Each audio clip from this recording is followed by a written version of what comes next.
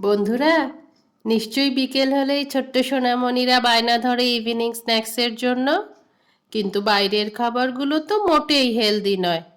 বাড়িতে সেই স্ন্যাক্সগুলো কিভাবে হেলদি ওয়েতে বানানো যায় সেই নিয়েই আজকের আমার এই রেসিপি। সকাল বিকেলের নাস্তা, টিফিন, অফিসে লাঞ্চ প্যাক সব কিছুতেই দেয়া যাবে। আসসালামু আলাইকুম, ওয়েলকাম টু শর্মিলি কিচেন।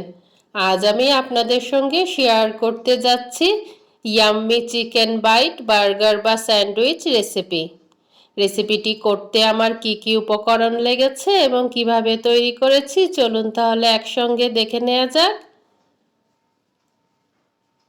দারুণ স্বাদের এই বার্গার বা স্যান্ডউইচগুলো আমরা কিন্তু বাইরে থেকে চড়া মূল্য দিয়ে কিনে থাকি, কিন্তু বাড়িতেই আমরা খুব কম উপকরণে হেলদি ওয়েতে এটা তৈরি করে নিতে পারি।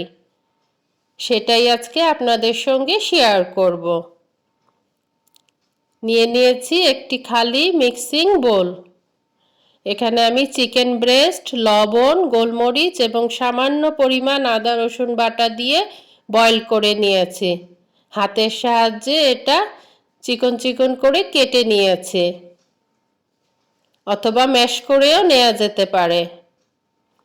তারপরে নিয়েছি দুটো মুরগির ডিম সিদ্ধ করে, এটাও আমরা গ্রেটার দিয়ে গ্রেট করে নিতে পারি অথবা হাতের সাহায্যে ম্যাশ করে নিতে পারি, যে যেভাবে খেতে পছন্দ করি।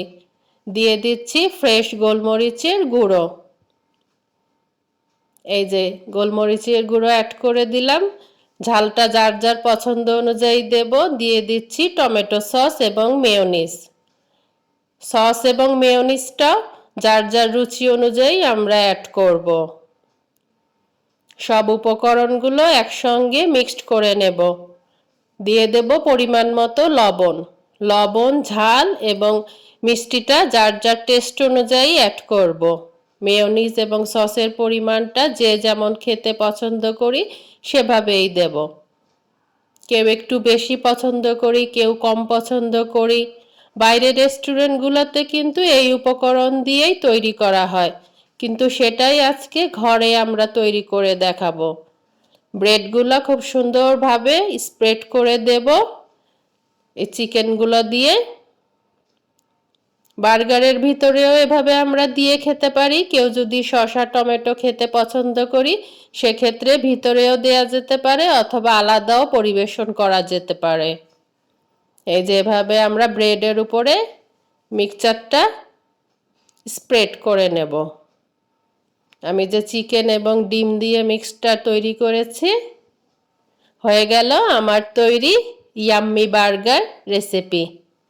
আজ আসি, আবারও চলে আসবো নতুন কোনো রেসিপি নিয়ে।